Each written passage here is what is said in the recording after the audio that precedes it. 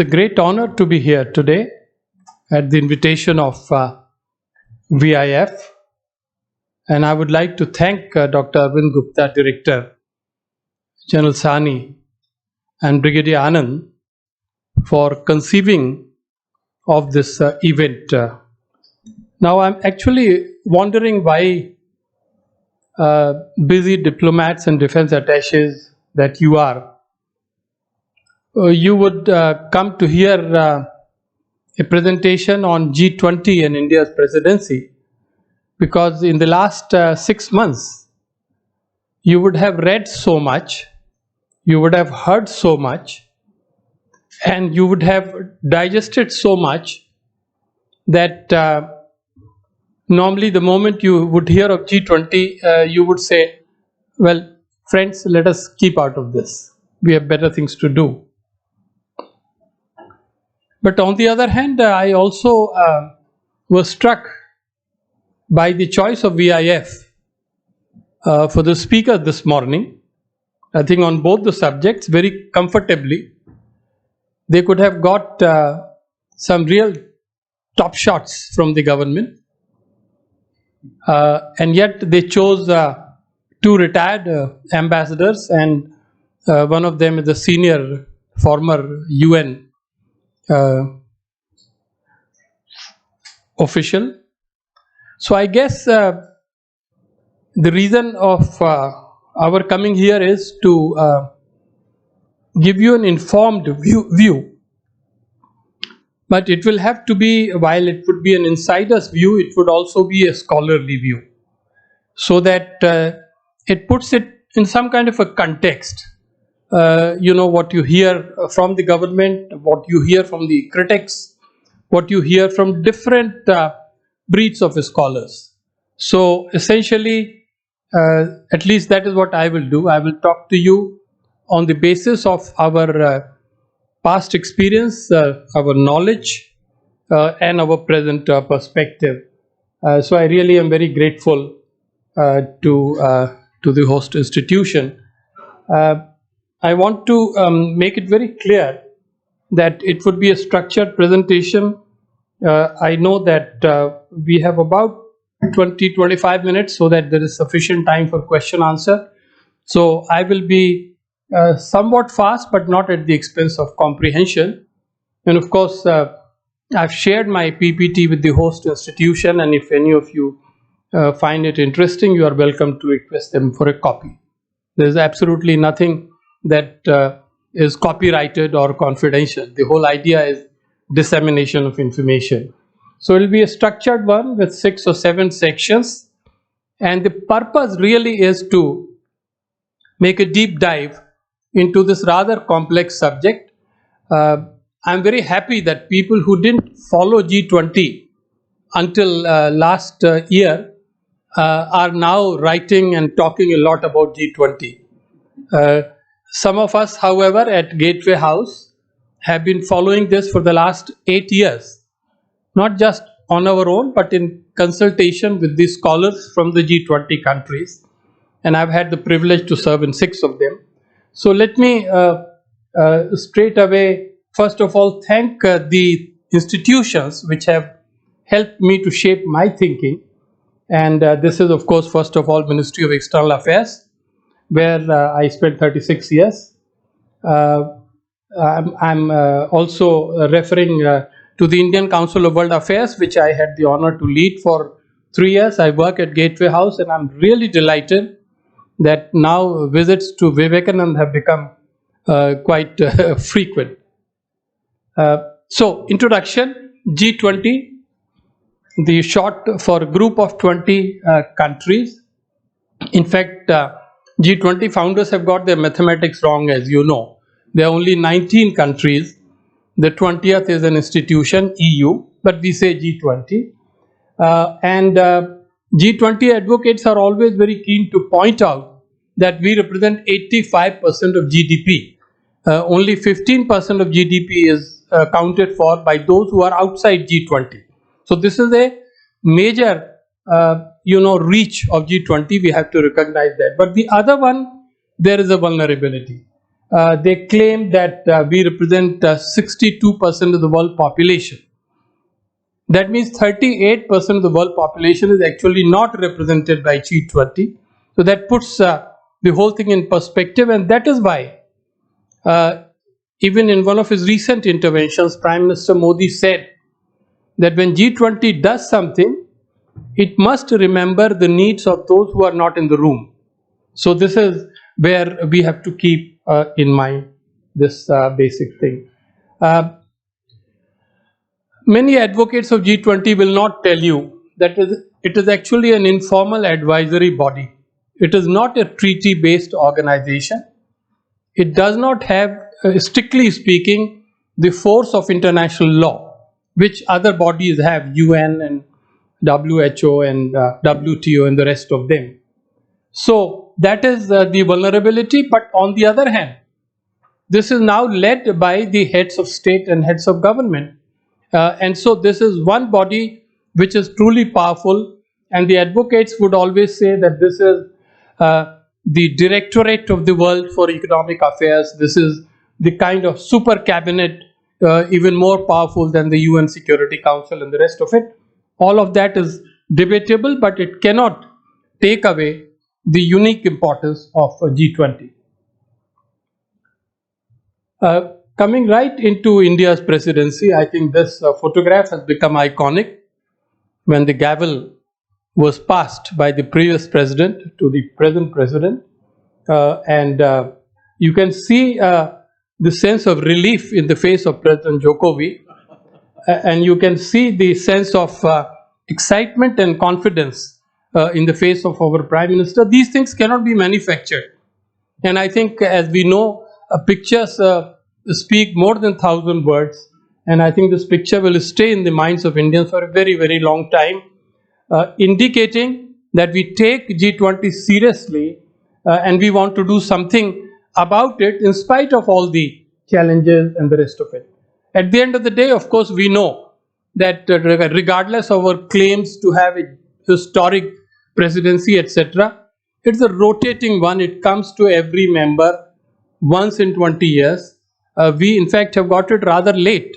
We may have got it 2 or 3 years in advance earlier, but anyway, it has come. This was our time, and for India this is a special time. This is the completion of the 75th year of the Republic and the beginning of what is called Amrit Kal, a kind of a golden age, at the end of which Indian Republic will complete 100 years. And so I think it's you would grant, as watchers of India, certain degree of pride and excitement that India has about the timing.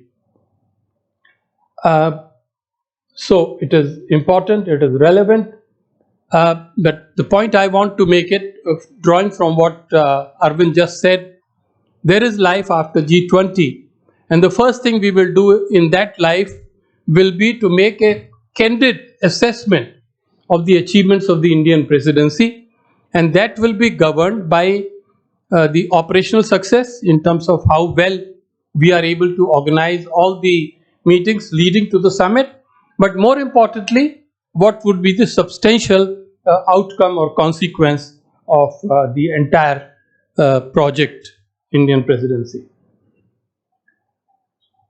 Well, I think backdrop is something which I'm sure all of you know, but in just bold pen strokes, we can say that in some ways, indirectly, G20's creation goes back to the 1970s, the oil crisis, when slowly G7 was formed, through an initiative by the four foreign ministers of US, France, West Germany, and UK. G7 was formed, and then G7 became G8 when Russia came in, and then Russia left, and they were back to G7. So the trajectory of the G7 part is very clear. The other part sometimes we tend to forget, which is that the developing countries also had their own parallel fora, G77, which goes back to the 60s, and then G15, which came in 1989. And it was in that background in 1999 the finance ministers of G7 began to convert themselves into G20. Earlier G7, now from 1999, G7 invited the other countries because they realized that the economic power was shifting, that they were not in a position to manage the governance, and so they needed help. And the other critical milestone was 2008, after the first financial crisis. When the second financial crisis hit, the conclusion was that now it is beyond the finance ministers. And now we have no choice but to bring in our top leaders. And so what we understand as G20 at the level of the highest political leadership, it really dates back to 2008. And now therefore we are about 2 decades old. People have studied every single summit since then. We are just putting for background the past 3 summits, Saudi Arabia, Italy and Indonesia, they were all in the COVID era. And I think it would be right to say that G20 has truly entered a very difficult and challenging decade, starting from 2020 with these things. And the next 3 presidencies, including India, they are all from IPSA countries, that is India, Brazil and South Africa, very, very much developing countries trail, which began with Indonesia last year. So that is for backdrop. Composition, I think, is very clear. 20 countries, every important industrial economy is there, every important political power is there. You have permanent 5 members of Security Council, you have MITCA, and on top of that you have 2 other countries, Saudi Arabia and Argentina, all the top international banks. Permanent guests, there are 3 of them. Very lucky for them, they have found a way to get themselves permanently invited: Spain, Singapore and Netherlands. And then each president has its own. Yes, we have these countries ranging from Bangladesh to UAE, and that is an indication of our relationships. Functioning, I need not again go much into the detail because Arvind spoke about it, but strictly speaking, in the mechanism parts, there are I think about 5 that can be mentioned. Troika, the previous, present and future presidency. So the Sherpas of these 3 presidencies meet all the time and do the coordination. There is no secretariat of G20. So Troika serves as the secretariat, but the bulk of the responsibility rests with the current presidency. Second, financial track, which is entirely handled by the finance ministers and the central bank governors. It has 8 work streams. All details are available. I think one of the recent ones that is making a lot of news is the health finance. I think they came to the conclusion that pandemics can be fought, but you need money and therefore you need the finance minister. So this one particularly has been making waves, and of course there are many other. And then you have the Sherpa track as opposed to the finance track, and this has 12 work streams. It covers a very broad chunk of the governance, ranging from agriculture to culture and from energy transition to tourism. Each working group meets at the level of the senior officials and then also at the level of the ministers before they send in their recommendations to the heads of the government. So this is the government part, and then you have the engagement groups, which is a wonderful way to connect G20 to the other key segments of our polities. So whether it is business people, women leaders, parliament, supreme audit groups, civil society, all these engagement groups cover those sectors very well, and therefore G20 is now a kind of a movement. It is not just a government's club, and you will see that India is particularly taking this aspect seriously. And in functioning, I should also add, which is a kind of a fifth mechanism, this is the Foreign Ministers Meeting, FMM. This is independent of the finance track and the Sherpa track. It is autonomous of them. They do their own thing, and they are now in the process of discovering a separate space for themselves. So, trajectory, I think we can do this very briefly here and say that history is divided into three parts.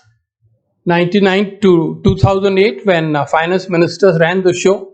The rest of the government had very little to do with it. And G20 certainly was not as attractive as it became later. From 2008 to 2019, this was the time when leaders got involved and more working groups were formed. And the third is the present stage, which is really the COVID and the post-COVID era. And I think when history of G20 is written, historians would recognize that this has become the most challenging period of G20.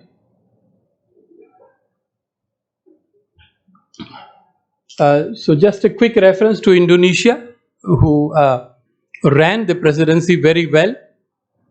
Some critics notwithstanding. I think I've served in Indonesia and I know how well they were prepared for it. There is something about Javanese culture which inspires you to listen to everybody without necessarily revealing what is happening in your mind. And so, in fact, Javanese are born diplomats, and they did a good job in Bali, and these were their priorities and the rest of it. So, flowing from this, we come now to the heart of the presentation, which is India's presidency. And we can see this in the concept of challenges, opportunities, priorities. And this is where we need to recognize that India has not really kept anything hidden under the curtain. Being an open and democratic society, not merely the scholars and the media, government itself wants to share as much as it can with the people. So this whole business of the logo and the website and regular press releases, speeches, all this shows the transparency about India's presidency. In fact, I am very certain the amount of material which is now available in the public domain, and considering that every summit produces at least 1,000 pages as outcome document, 1,000 pages, actually more. It's a terrific potential treasure for several PhDs in the future that Indian presidency will certainly produce. Now here I want to stop for a minute to talk about what exactly were the driving impulses behind the Indian presidency, and I think we could come up with four explanations. One which was at the very basic level that India wants to promote and project brand India. What is brand India? I mean, in traditional terms, we used to say it is moving on the path of development with democracy. And that has now assumed even newer features. I think the part of it is very much the cultural and civilizational legacy, and particularly expertise in digital domain. I'm not referring to all the other ones. There are others, but fundamentally development, democracy, digital, and civilizational legacy. This is brand India. It can be defined by different people in different ways, but brand India is being projected through the presidency project, and it's a very legitimate thing to do. The second idea was that we project the interests of the emerging economies, considering that Indonesia plus IPSA are the continuous members, and then that should be a strong segment within G20, because otherwise it is largely dominated by the industrial economy. Some people said IPSA angle should be advanced, but that is arguable. But the final thing was, this is where I want to make things a little bit more crystal clear. When our spokespeople say that India is the voice of the global south, or wants to be the voice of the global south, This is true. Uh, this is not new. This is true.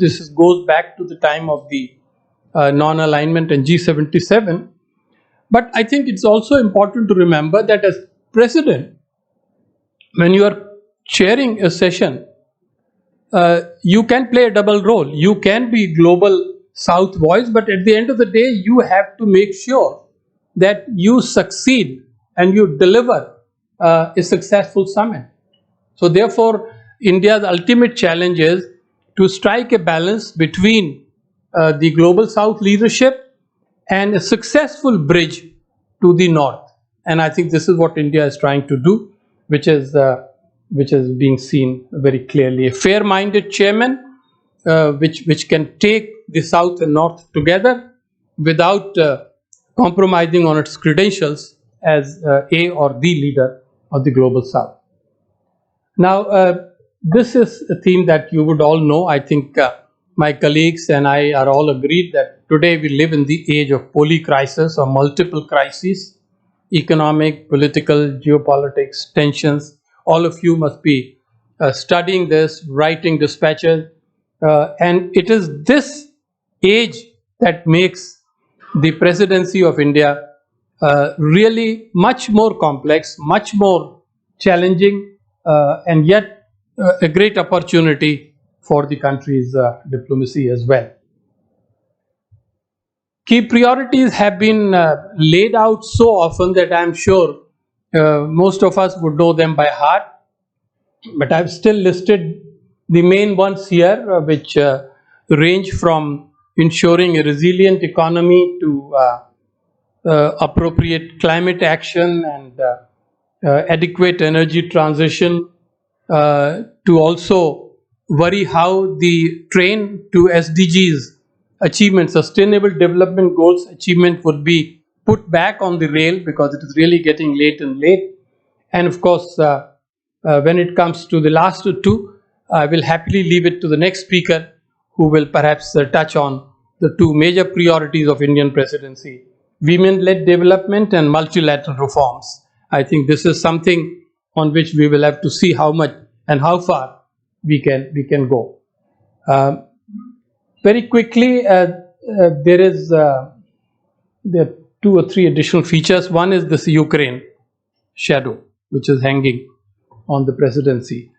Last year, some of us were optimistic, and we thought that maybe when India gets the presidency, it can or may like to do something to mediate on Ukraine. But right as this was developing, our foreign minister said back in September, it's premature. And he was so wise and astute in saying that 4 or 5 months back.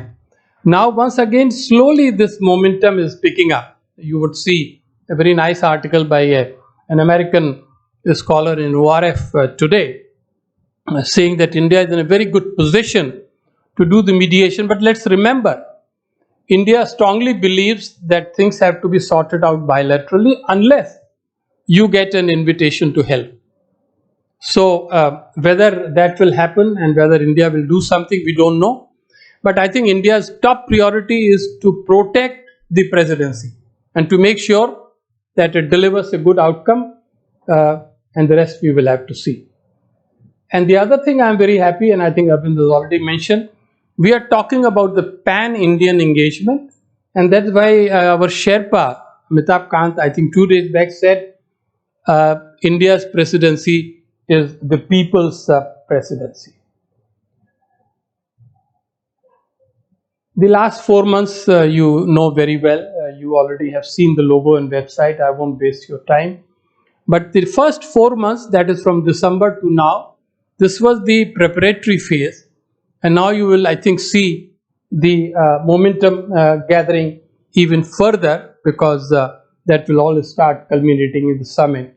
So here, let me, in the last section, raise some provocative questions, because I think that is what VIF wants us to do. And these are some of the questions. I won't claim I have all the answers. But often people argue, for example, is G20 a peg to hang all the clothes on it? You cannot open Indian newspapers today where one columnist or the other is pushing for his or her agenda onto G20. Now you can say, what is this? It is not serious. But on the other hand, this shows how well integrated India is with the world today, and how many of India's experiences and achievements have developed relevance to the world.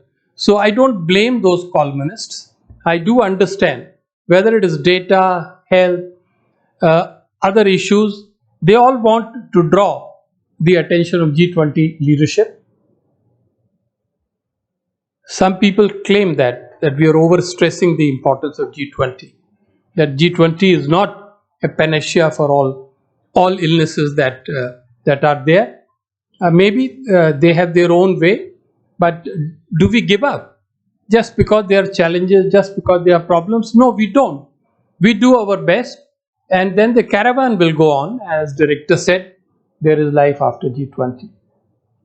Does G20 need reform? Now, reform is a popular word. G20 has done well by coming up with a formula which is more representative of the world than Security Council is. But it's not perfect. I think, in my view, from my African perspective, I can say that the minimum it should do, and I hope it will do during India's presidency, to include the African Union as a member of G20. They are a permanent guest, but they really have to be put on parity, at least, with the European Union. We are not talking about the degree of integration, we are talking of the number of people that these institutions represent. My last point, really, I've run out of time almost, is to say that the first challenge for India is to create consensus. I was not at all disappointed when foreign ministers could not do 100% consensus. I think when the world leaders come to Delhi, that is the time, if they have to make a compromise, they will do it for the sake of India's top leader. And normal diplomatic drama also envisages that you don't concede everything right at the beginning. So there is a good chance that consensus will happen. But for people like you who are professionals, you will need to see whether there is an element of additionality. Paragraphs, the key paragraphs in Delhi Declaration, how they would compare to Bali, and whether they would indicate that G20 has moved forward or whether G20 has stayed where it was at Bali. That will be the crucial yardstick to determine the success, and of course eventually implementation, which is a different story.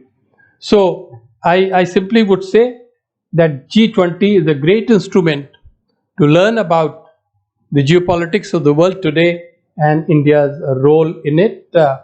And all that I can do is I have put together, please forgive my lack of modesty, but I just put together some of my recent articles and one very good book so that you can profit from it. Thank you very much. Thank you for your attention.